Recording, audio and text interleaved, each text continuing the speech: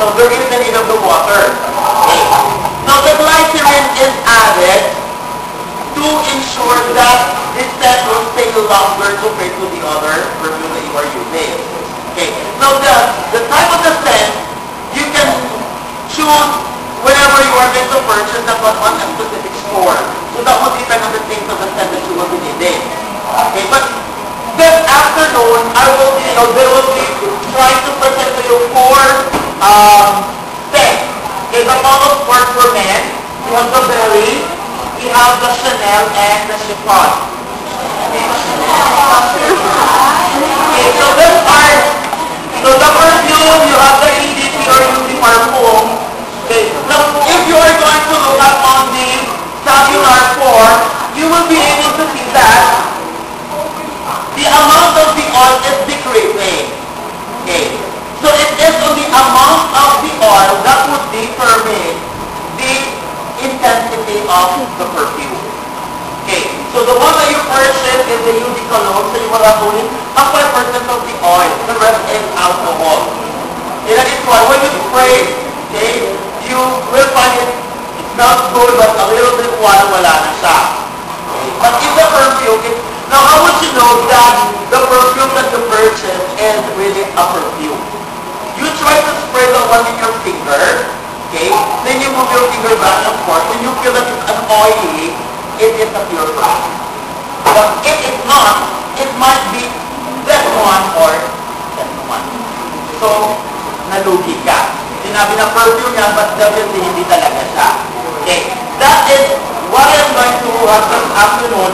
But my students would only be trying to perform this afternoon this one. Okay, the perfume. Okay, so these are the materials. Okay, and these are the procedures.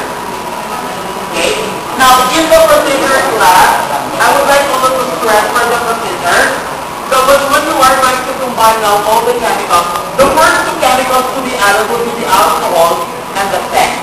In the regular perfume making, you are going to let your oil or the scent and the alcohol stay for 48 hours.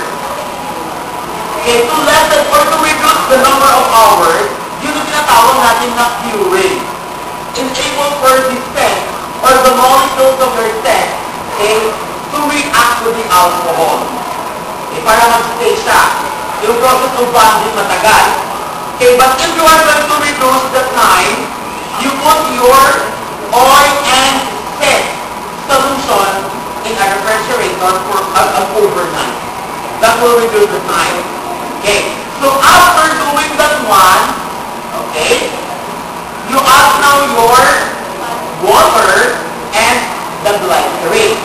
But you cannot transfer that right away in your atomizer. You have to let it stand again for 48 hours. The longer that your perfume will stay, okay, the better. Ang ibang manufacturer ng perfume, it takes them 1 month bago nila ilagay sa atomizer. To make sure that the scent, the other one, and the glycerin would be able to give it a time for them to react one another. Para yung kapit na maganda. Okay. Yun yung ang importante na to preparation. Okay. But you can have materials as easy as possible. Yung process of ano lang natin preparation should be taken care of. Okay. Now when you prepare the perfume, make sure that you are away from flame or fire. Because you are using deionized ethyl alcohol. Now what is the difference between our industrial ethyl alcohol and deionized? Now this one is a distilled ethyl alcohol. Okay? Ang industrial natin is not distilled. Okay? So it is to be distilled so that wala siyang odor. May odor kasi ang ethyl alcohol natin. Okay, but if it's deionized, wala po siyang odor. So, yun yun. Kaya nga, usually ang ginagamit sa ibang ano is vodka. Vodka alcohol, ang tawag natin yan because the vodka alcohol is a 70% ethyl alcohol. The one that you are drinking in vodka na liquor is a 70% alcohol. Kaya, pag nag-drink kayo, bububuhin. Because malamig ang alcohol, mainit yung kalakalan ninyo. So magkaroon siya na tinatawag natin na temperature exchange or heat exchange. Yun po nararamdaman nyo. Okay? So nilalagyan na siya ng asin o kaya ng lemon para matanggal yung taste, yung aftertaste niya. Okay? So that is the difference of sweet and wine. Okay? Is everybody ready now? Okay. May I call now our fourth students to prepare? Okay? So we will be doing this one. Okay, can you take down your pose? Aaron, deserve yung asa ka ng presentation. Okay, so this is what you need. So we have here the essential oil. Okay, you have your the different things that you need. As much as possible, you need a graduated cylinder to ensure that the emulsion is left. Okay, so first, okay, so you open now your Erlenmeyer flask. The Erlenmeyer flask. Okay, you take the cover. Ayan. Okay, then you measure. Mabusgado po. Tanggalin po sinabi destroy.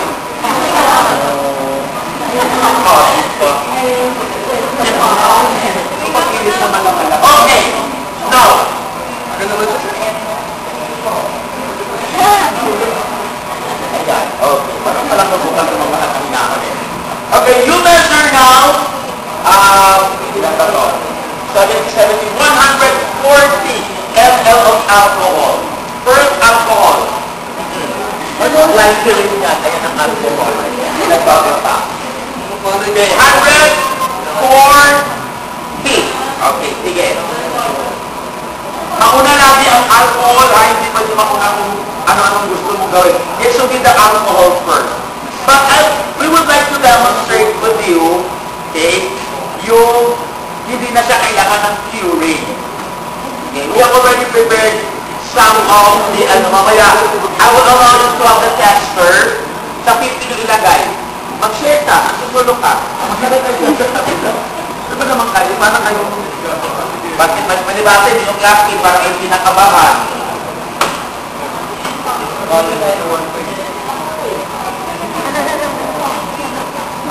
Huwag nyo kagahaluin yung mga panil nyo, ha? Okay. So, alcohol first.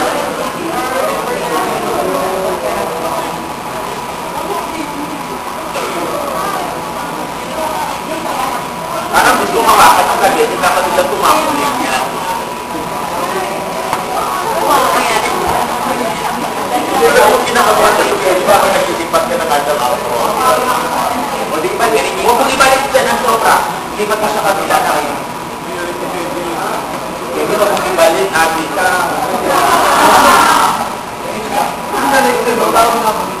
One of the basic things that you have to be in the laboratory for preparing this one, pag sumobra ang ethyl alcohol nyo, hindi mo pwedeng ibato sa matansihan kasi makukontaminate siya. Diba? And as much as possible, kung isa lang yung gamit nyo, you only prepare one type of a scent.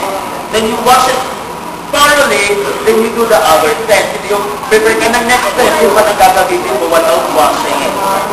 Huwag mo singgotin siyempre ang alcohol yan.